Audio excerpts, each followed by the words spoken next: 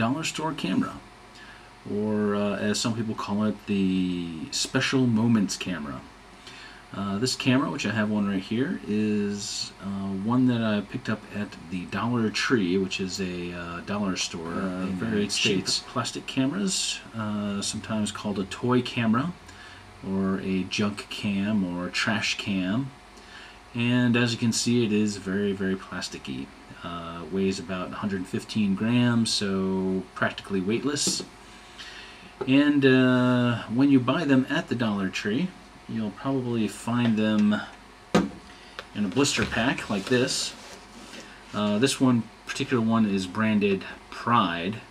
However, the most popular brand is Special Moments. The Special Moments camera and the Pride are exactly the same. They came from the same factory in China. Comes in this blister pack. If you look on the back, it has some very interesting instructions on how to use the camera.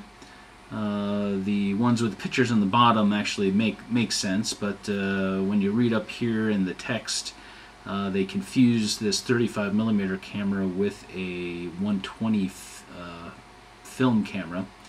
It takes a type of film that has a backing paper, and they kind of confuse that in here. So if you read these instructions, don't take them for literal, just kind of a guideline. So there are actually two types of Special Moments or dollar store cameras. This is kind of the original one. As you can see, it's kind of very, very shiny and plasticky. The way they tell the difference is, if you look on top of the camera, it's the hot shoe. The later version, I guess the hot shoe is a little bit too expensive, so they eliminated it. And here I have an example of the newer model. It does not have the hot shoe. This particular one is in yellow. They came in colors, all colors of the rainbow: red, yellow, green, orange, blue, and black. If you compare the two, they're almost exactly the same, except again for the hot shoe. However, if you do look on the back, you'll notice a few differences. Besides the original one being very plasticky and shiny, the newer one has kind of a matte plastic pattern to it, so it's not exactly as shiny. In the original one, they have these kind of strange oval shapes here. In the newer model, those oval shapes are actually indentations. So that's, and also on the newer one, they have this this code here, 4COC6. Means nothing, of course, just has to do with the branding. So let's take a little bit closer look at the camera itself. As you can see on the front of the camera, it has this very nicely molded hand or finger grips. This is the viewfinder. You look from the other side. As you can see, it's not connected in any way with the lens, so there'll be some error between what you see through here and what you actually capture on the film. This, of course, is the taking lens way back in there. It's a plastic meniscus lens. Renders a reasonably sharp image on the film. It's not exactly perfect. Being one element, you can't really do too much with it. However, you can see it does have the red ring that indicates quality. Going from the top here, as you can see, a few features here. This is the rewind crank. It's spring-loaded, so if you pull it up, it'll go back down again. Use that when you're loading your film. It has a small handle on it, so you can crank your film back when it's done. Here is the hot shoe. The hot shoe, as mentioned before, is kind of a plus and a minus. The plus is that you have one and it will actually work. However, the minus is it doesn't work with all hot shoe mounted flashes. It seems that this electrode is pushed a little bit too far up, and a lot of the flashes that I use, the electrode does not connect with the flash, and it doesn't work. One of my goals is to fix that so it does work in the future. And over here we have the shutter release. It's a simple button. I'll crank it up, and has a very satisfying click to it. If you look closely, it has kind of a hole in the center. Almost looks like it has a cable release socket, but no, if you put a cable release in there, it really does absolutely nothing. It's just kind of a look-alike design feature. On this side, of course, we have the lanyard. Just a piece of string, really. You don't want to lose your Special Moments dollar store camera. And on the other side, we have the latch, which opens up the back. I'll get to that in a second. On the bottom, we have just a few things, really. Here is the frame counter.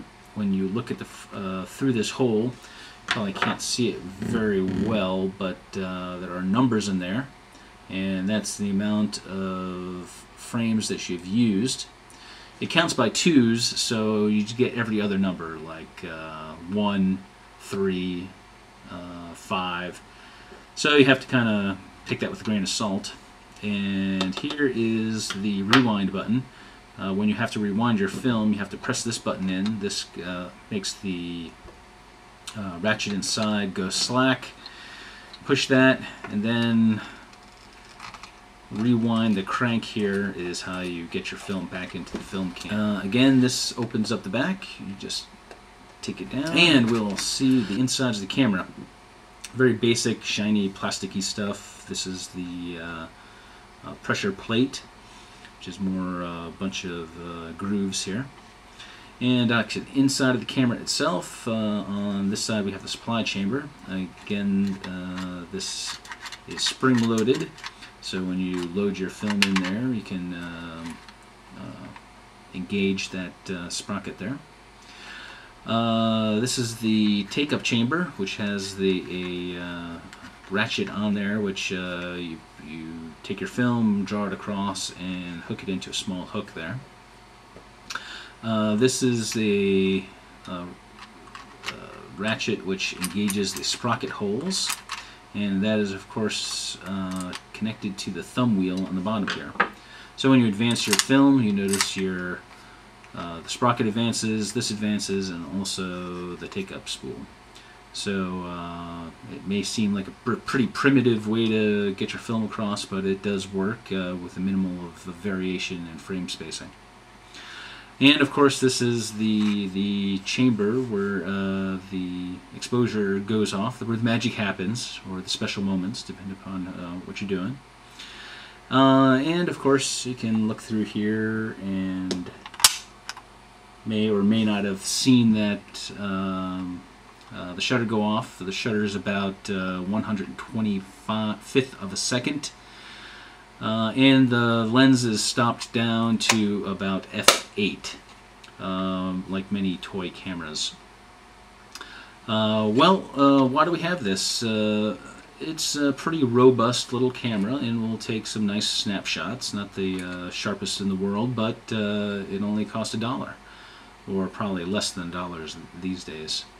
However, my plan here is to modify this camera, fix some of its problems, such as the problem with the hot shoe, but also add some additional capabilities to it.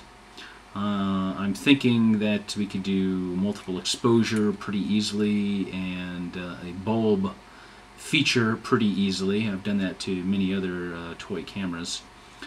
So we'll start with those, and once I get inside, we'll see what else we can modify. And just make this camera a little bit more functional, a little bit more easier to use. It's a lot of plastic for $1, so hopefully we'll be able to improve on it a little bit.